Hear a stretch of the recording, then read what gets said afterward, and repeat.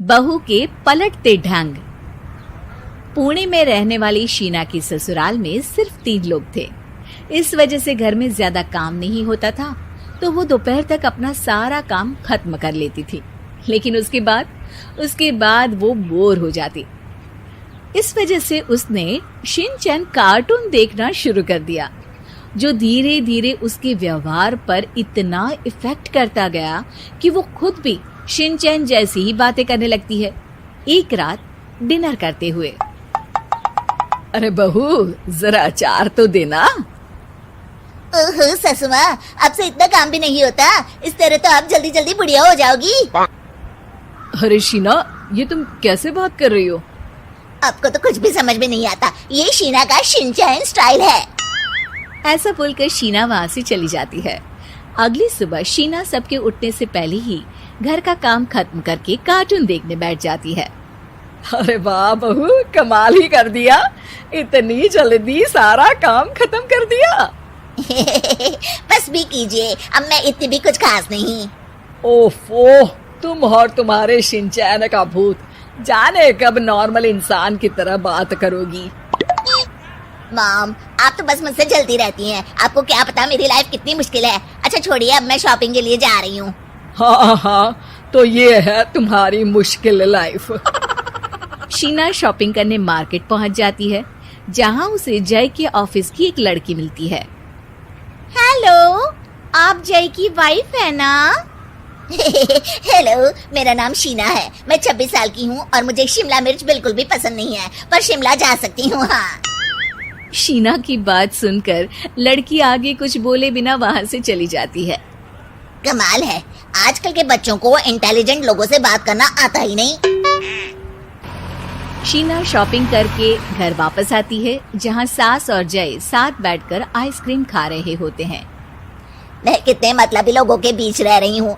एक छोटी प्यारी बच्ची के बारे में सोचे बिना सब आइसक्रीम खाने बैठ गए। अब इतना नाटक करने की जरूरत नहीं है।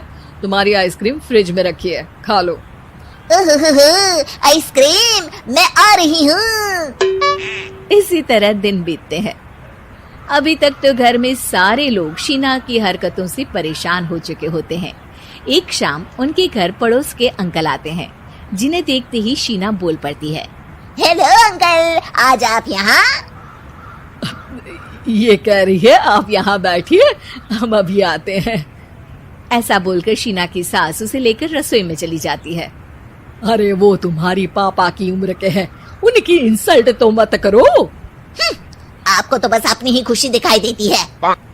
शीना के ऐसे बोलने पर सास हैरान रह जाती है और शीना बाहर आकर अंकल से कहती है, तो अंकल, आज आप क्या लेने आए हैं? या फिर बस सासू माँ को देखने का बहाना चाहिए? वैसे ये इतनी भी अच्छी नहीं है, पूरा समय मुझे डांटती रहती है और कभी कभी तो खाना भी नहीं देती।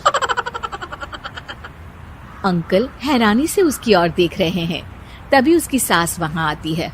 अरे शीना, इतना झूठ मत बोलो, मैंने कब तुम्हें खाना नहीं दिया? अरे ऐसा बोलोगी तो तुम्हें आज रात का खाना सच में नहीं मिलेगा। देखा, मैंने कहा था ना, बच्ची पर जुल्म करती है। आप मुझे अपने घर ले चलो अंकल। इस तरह दोनों सास बहू में तू मैं शुरू हो जाती है, जिसे देख अंकल तो डर कर भाग जाते हैं, लेकिन वो दोनों चुप ही नहीं होती।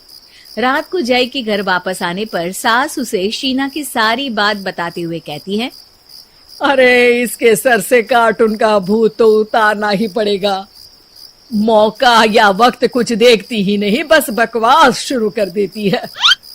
बात तो आपकी सही है, पर क्या करेंगे? अरे कार्टून देखकर ऐसी बनी है तो इसकी कार्टून ही बंद कर दो। हाँ, कार्टून बंद करके कुछ समझदारी वाली चीजें दिखाते हैं। जियोग्राफी दिखाना शुरू कर दो ना, क्या पता कुछ अकल आ जाए। हाँ, नाइस आइडिया माँ। इस पर जय केबल टीवी पर ज्योग्राफी छोड़कर बाकी सारी चैनल बंद करवा देता है, पर शीना भी किसी से कम नहीं होती।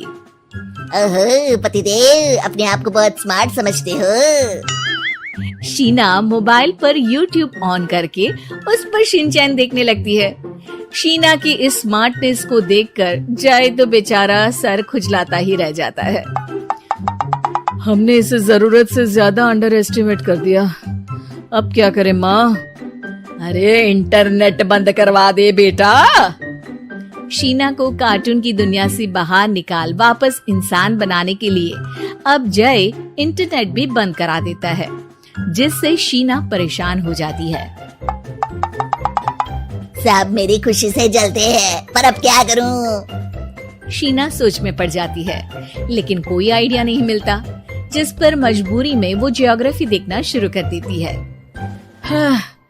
लगता है अब कुछ ही दिनों में इसके सिर से शिनचैन का भूत उतर ही जाएगा। हाँ बेटा, उम्मीद तो यही है।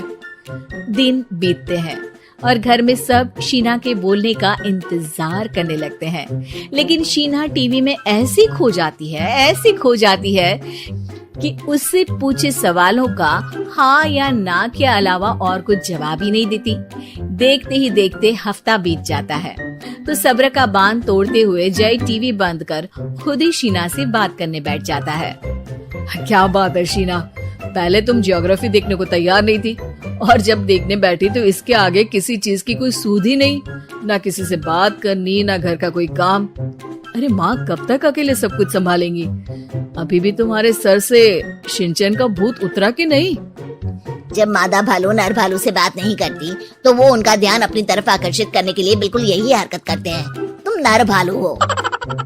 शीना के ऐसा बोलते ही जय और उसकी मम्मी एक दूसरे की तरफ देख सर पकड़कर बैठ जाते हैं।